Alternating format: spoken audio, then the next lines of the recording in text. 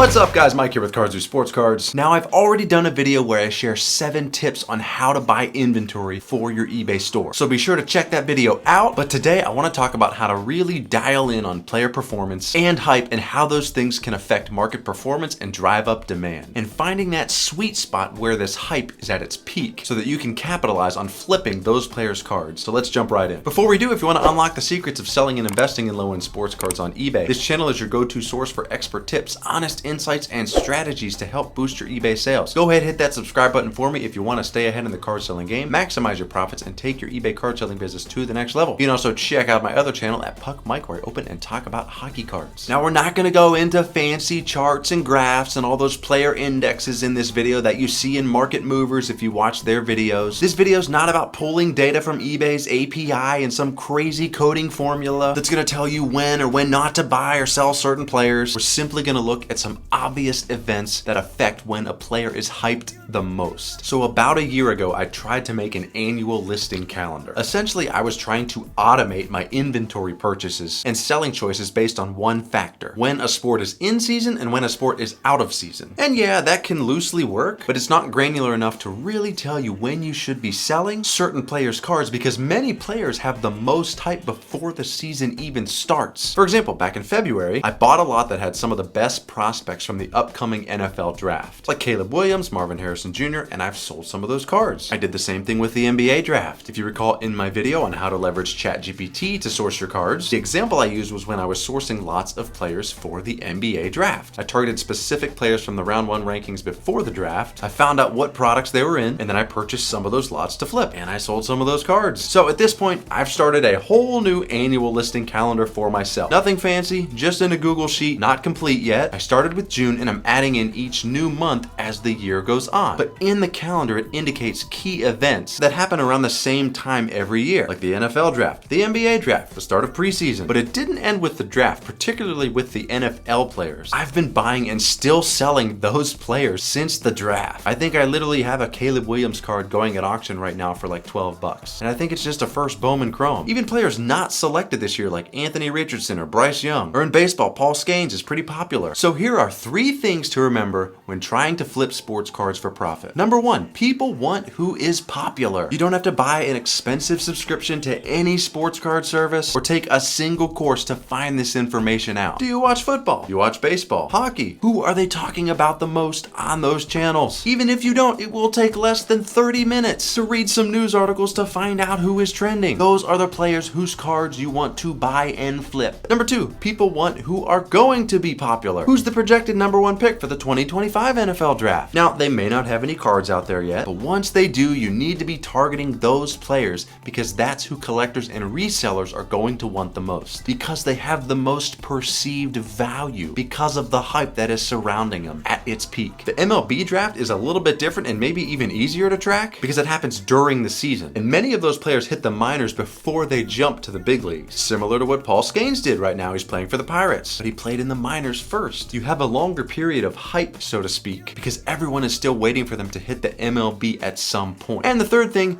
don't get too hung up on these events as the gospel when you're trying to sell sports cards. In other words, don't think that when that event is over that player's stock completely hits the floor. For example, in the football lots that I've been buying, I've had some Anthony Richardson cards. I think I just sold one at an auction for like $10, and he wasn't even in the draft this year. And it wasn't an autographed card. He was drafted in 2023. So if I was only focusing on 2024 rookies, I would have missed out on some of those. That's why you can't just focus on those key events. You have to pay attention to other sources as well and find out who's trending. Now, I've been using this method for the last few months, and it has been working well. I've been selling cards. You can go to my eBay store, filter for sold items, and see what I've been selling. You can do that with any seller on eBay who has a storefront, I believe. I've loaded up a lot the last 2 months on these specific players. So I'm not sure what I'm going to do the next couple of months, especially with the season starting soon in the NFL. I have enough inventory to list, but I do want to keep listing who is most popular. I know hockey's going to be here before we know it, but I don't want to load up on too much of that. It will be interesting to see if some of these football rookies rookies like Caleb Williams drop off a bit in their sales once the season actually starts. If I remember correctly, I don't think we would see next year's 2025 draft prospects in a sports card product until around like January or February. But also hard to keep track of because a lot of those release dates are moving targets, so you gotta keep tabs on that. I'll probably keep going with football as it is selling really well right now. I might venture out and get another lot or two of some of the basketball rookies as the season approaches. Bronny James, I know a lot of people are collecting because of LeBron, obviously, so I sold some of his cards. Maybe I'll buy some more lots that has his in it. I don't know where I'm gonna be next year with my selling strategy, but what I'm wondering is if I follow this same formula again, but double down on it this time and increase the number of lots I'm buying for those players so that I can flip more and list more. Even basic cards or inserts, I'll probably look to buy and list all of them at an auction. I'm thinking if I do that, I can increase my revenue if I do it more on a larger scale. We'll see how it goes. The main thing to consider, in addition to the 3 points I mentioned above, is when those hyped players will actually show up in a sports card product. I believe they always show up in advance of being drafted, so you have to take into account when the hype starts to climb, when that product is released, and how close is that to an upcoming event like the draft. If the first card release of the top overall prospect is 2 months before the draft, there's going to be a lot of cards in there that collectors want. There's going to be a lot of high demand for that product when it first comes out. And yeah, that's probably going to drive up prices if you're trying to buy them and flip them, but like we've seen with some of the NFL lots, like I mentioned, people are still buying those prospects as they approach their first professional season. So it can be a long period of time that you can still cash in on buying lots and flipping those players. That's it, guys. I hope you enjoyed the video. Constantly evolving my strategy. I'm going to be looking at each month as time goes on, adjusting my calendar. I'm hoping to look back next year and have a full calendar that I can keep using and refining each year. Let me know in the comments what methods you use to determine what to buy and flip and at what times throughout the year. As always, if you want to unlock the secrets of selling and investing in low-end sports cards on eBay, this channel is your go-to source for expert tips, honest insights, and strategies to help boost your eBay sales. Go ahead, hit that subscribe button for me if you want to stay ahead in the card selling game, maximize your profits, and take your eBay card selling business to the next level. You can also check out my other channel at Puck Mike, where I open and talk about hockey cards. Thank y'all so much for watching. I'll see you in the next video.